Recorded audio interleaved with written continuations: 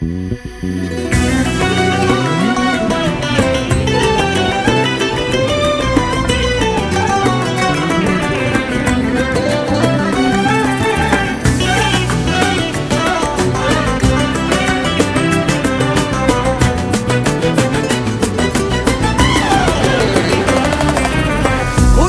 suyum ayrı benim, farkına varmadın mı bebeğim?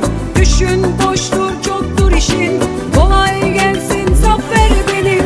Allah Allah deli miyim, bir kalemde her şeyi silerim. Aklım almaz oldu seni, kolay gelsin zafer benim. Eylemeler kıvranıyor dilinde, her yerinde kıvırıyor, hep sallıyor. Biraz daha ilerle, gözüme baka baka yalanları ata ata kandım, yılanlarını sardım boynuma. Sözleri tuta tuta içimde dura dura çatladı patladı, işine nasıl geliyorsa. Gözüme baka baka yalanları ata ata kandım, yılanlarını sardım boynuma. Sözleri tuta tuta içimde dura dura çatladı patladı, işine nasıl geliyorsa.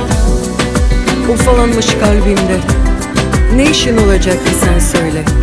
Yerinde bir dur artık sen şöyle. Eski ben değilim, bunu da bil böyle.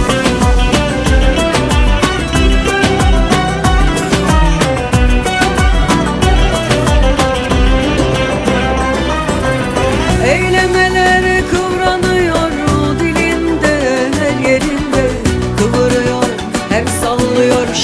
Biraz daha ilerle, gözüme baka baka yalanları ata ata kandım, yılanlarını sardım boynuma. Sözleri tuta tuta içimde dura dura çatladı patladı, işine nasıl geliyorsa. Gözüme baka baka yalanları ata ata kandım, yılanlarını sardım boynuma. Sözleri tuta tuta içimde dura dura çatladı patladı, işine nasıl geliyorsa. Gözüme baka baka yalanları ata ata kandım, yılanlarını sardım boynuma. Sözleri tuta tuta içimde dura dura çatladı patladı, işine nasıl geliyorsa. Gözüme baka baka yalanları ata ata kandım, yılanlarını sardım boynuma. Sözleri tuta tuta içimde dura dura çatladı patladı, işine nasıl geliyorsa.